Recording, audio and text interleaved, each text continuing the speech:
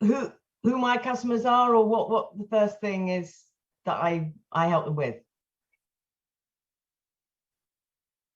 Okay, well, I would love to work with people who want to speak up, stand out, be heard, and actually want to really enjoy their voice, or perhaps they don't want to enjoy their voice. They don't realize that enjoying their voice is a really important thing, because, do you know, I think your voice and your presence, your essence, is just something which says something about you like absolutely no other.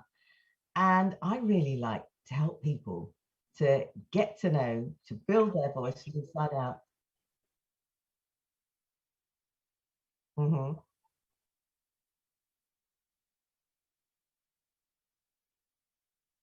Okay.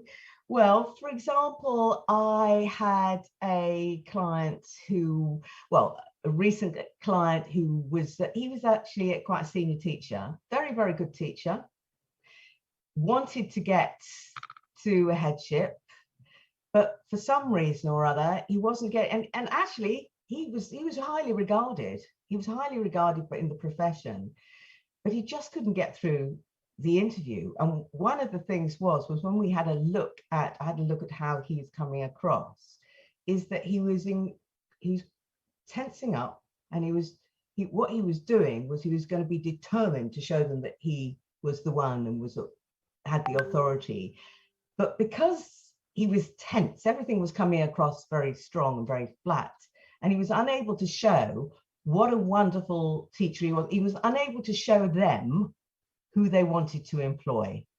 And that's what we had to do. And I always, with everybody, I start, whether it's somebody like that, or whether it's a woman, for example, who's just feels like she's been hit by a truck because she's in menopause and lost her voice and confidence. It's about going back to the basics and finding out where your voice is, starting with your breath.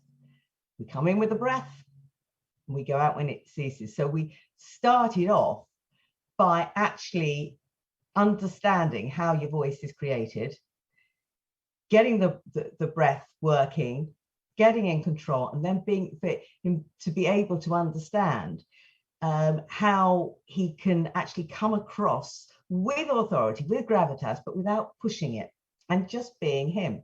And also during the process, we just had a look at, we did lots of things. I asked him to demonstrate how he spoke, and we went through lots of communication situations with him.